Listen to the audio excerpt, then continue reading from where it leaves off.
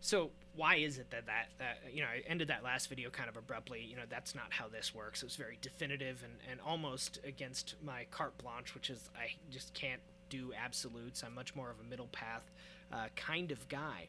But I guess spirit speaking through me there is like that's not how truth works. Truth is very blunt, and it is not.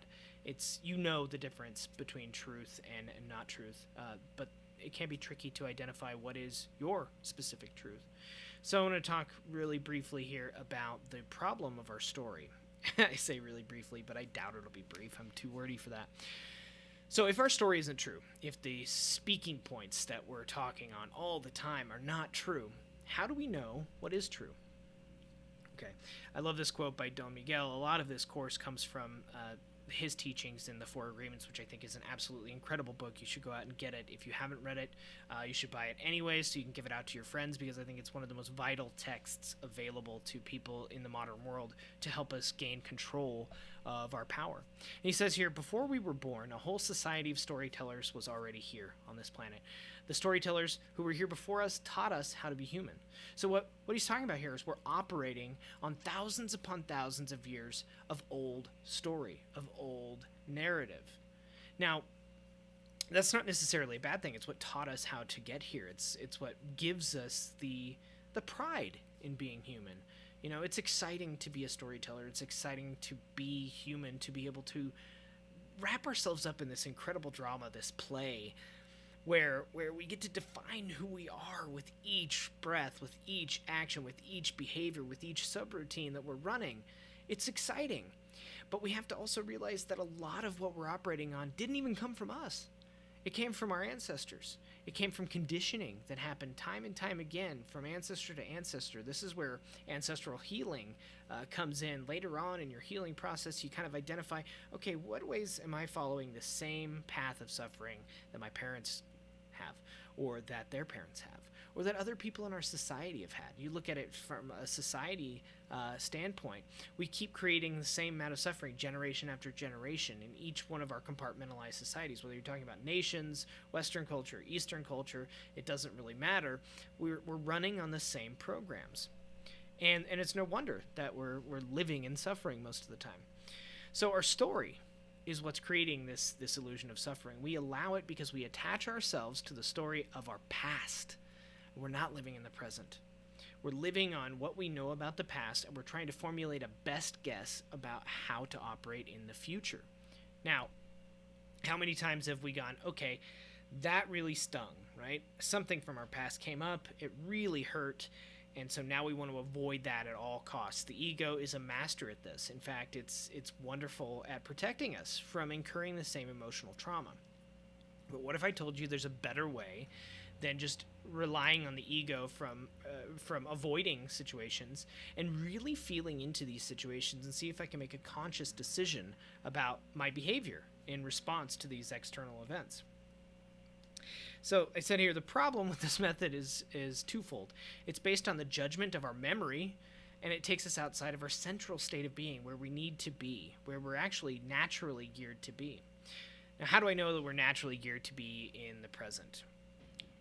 Human beings occupy a very interesting space there when it comes to living in the present. We have a unique gift of being able to analyze our past using memory, and we have a unique way of kind of plotting for the future that a lot of other animals, right, that we look upon in our world today don't necessarily do. They do in some ways, and some have developed and evolved those tricks over time. But many animals live in the present day. They live in this time right now, hoping to survive from moment to moment to moment.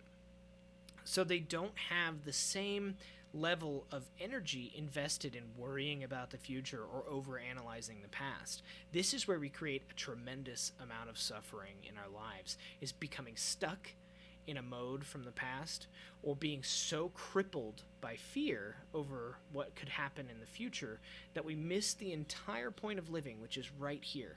Most of life is living present to present. Do you think a tree worries about what's going to happen tomorrow? Absolutely not.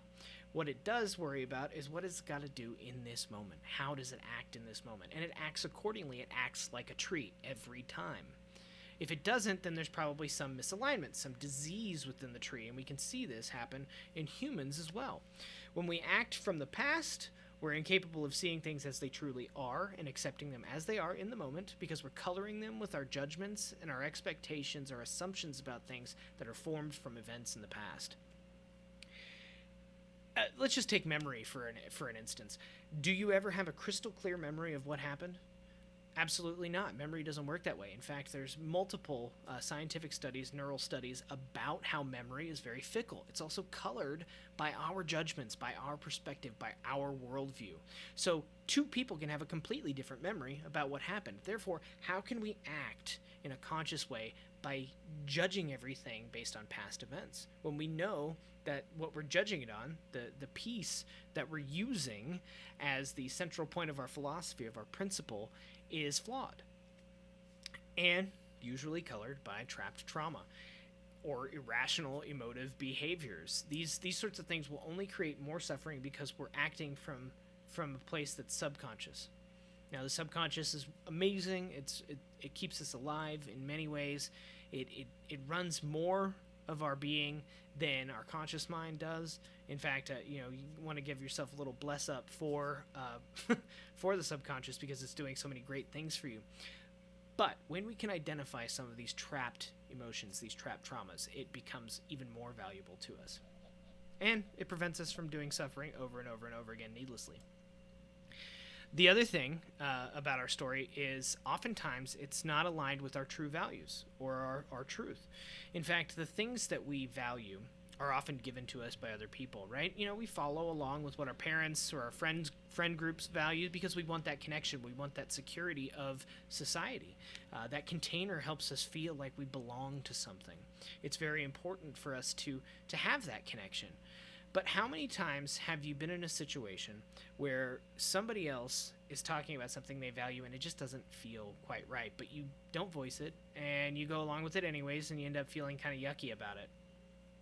That is a case of living outside of our truth or our core values. So there's hundreds of stories that we accept as valuable that don't align with our core value sets, like being the next TikTok superstar or having a seven-figure business and living like a rock star. These are things that our society deems as absolutely hyper valuable right now. But how many of those people are truly living their 100% best life, not suffering whatsoever, fully living up to their values, fully living in alignment with everything that they want at their core?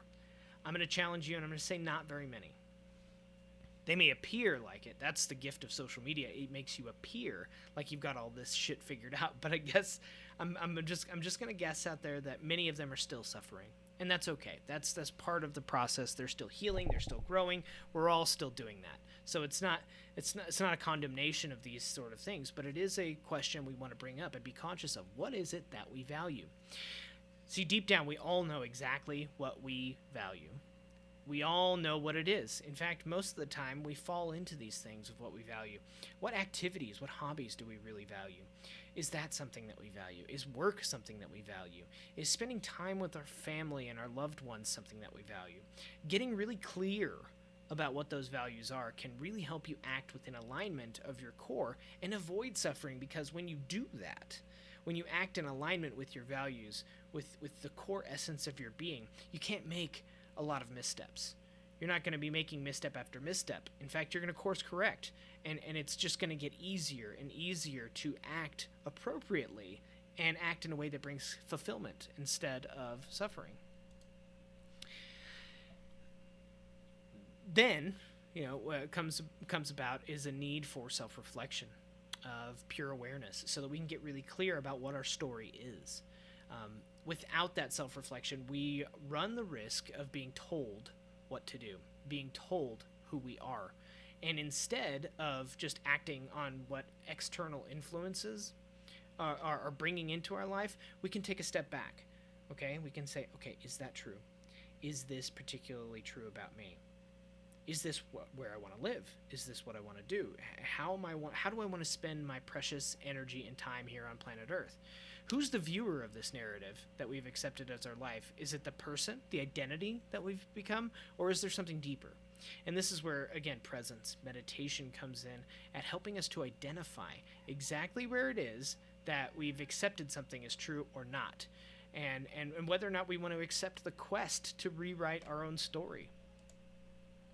It comes down to protection and vulnerability, really, or freedom and security. And these next two slides are very similar, but I'm going to go through them nevertheless.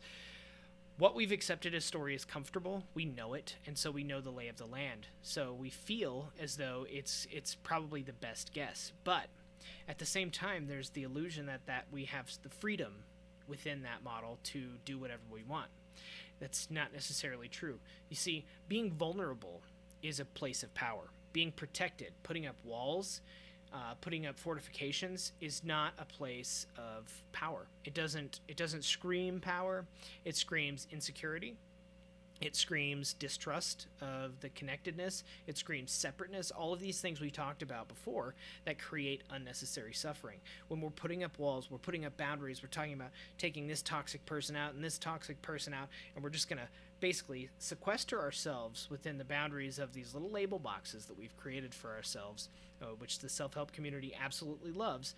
We're acting from a place of insecurity, not a place of power. This is not how you gain power, is through sequestering and putting up walls and boundaries forever. Boundaries are efficient and very usable from time to time to stop like an energetic waste that's happening. Sometimes you do have to eliminate a toxic person from your life, and a boundary can be very good for that. But eventually those walls have to come back down, and we have to be vulnerable in order to be free. And it comes down to the number one question you have to ask in your life: security versus freedom. Which do you want? You can't have both. They don't operate on the same wavelength. This is a choice that we wake up with every morning. Do we want to be free to make our choices, or do we want to be secure in what we've already built? Security means we're not growing, means we're staying in a state of stagnation. Freedom gives us the ability to move around, to choose, to be more free with our actions. Now, this choice is going to define your life. Security is not a bad choice. In fact, sometimes we need those moments where we're saying, nope, growth's not good for me right now, and that's okay. But it's all about choosing these things instead of just operating on a pre-programmed subroutine. Do I want to live with the freedom that affords me the ability to build my wildest dream life, right? Or, do I want to live a life of peace, presence, and true power? That's the choice we have to come up with. And that's the number one choice that helps us dissolve the narrative, the problem-making story narrative that creates suffering in our life.